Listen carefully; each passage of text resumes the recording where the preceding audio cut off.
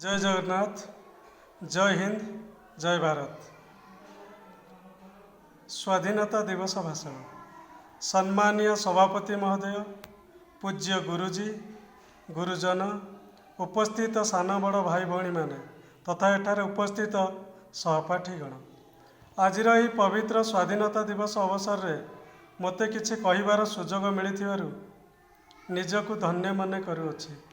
आज पवित्र दिवस रे समस्त को शुभेच्छा जनाऊँगी।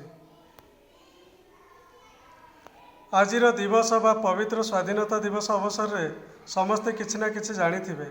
आज हेउछि अगस्ट 15 तारिख 2025 मसीहा। यह आम देश पई 79तम स्वाधीनता दिवस। आज आम जानिबार आवश्यक अछि स्वाधीनता कौन। यह हेउछि समस्त मानव समाजर एक जन्मगत अधिकार, किंतु बहु वर्ष धरी भारत पराधीन थिला, अर्थात निजर स्वाधीनता हासिल हराई बसीथिला। एही समय रे भारतीय माने नाना दुख दुर्दशा और जंत्रणा भोग करुथिले। बहु वर्ष धरी मोगल इंग्रेज माने भारत को शह शह वर्ष धरी शासन करथिले। शेष में 1947 मसीहा अगस्ट 15 तारिख रे भारत स्वाधीनता लाभ बा हासिल करथिला। सही दिन ठारू प्रति वर्ष अगस्ट 15 तारिख को स्वाधीनता दिवस रूपे पालन करि आसुछु। स्वाधीनतार अर्थ होची स्व अधीन, निज अधीन रे निजे रहिबाकू स्वाधीन कहा जाए।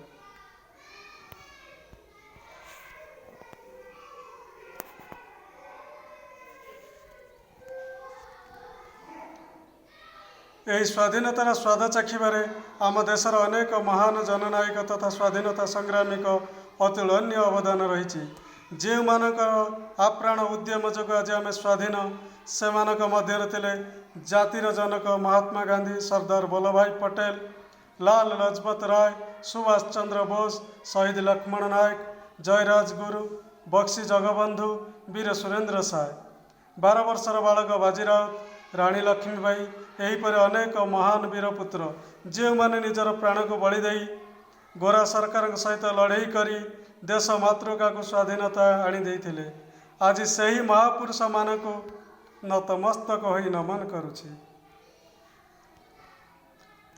आज यही पवित्र दिवस रे भारतर कोण अनुकोण रे जातीय पताका उत्तोलन करी जातीय संगीत गान करी से महान जननायक भारत मातार वीर संतान स्वाधीनता संग्रामी मानकर त्याग और बलिदान को स्मरण बा मने पकाइवाई अगस्ट 15 को प्रति वर्ष स्वाधीनता दिवस रूपे पालन करि आसुछु। आज यही पवित्र दिवस अवसर रे समस्ते मिलमिशि शपथ नवा मातृभूमि जन्मभूमिर सेवारे निजको ब्रती करी विश्व दरबार भारत मातार मथा को टेक रखिबा। मु विशेष आउ किछि न कही वक्तव्य सांग करुछि। जय हिंद, भारत माता की जय, जय जवान, जय किसान।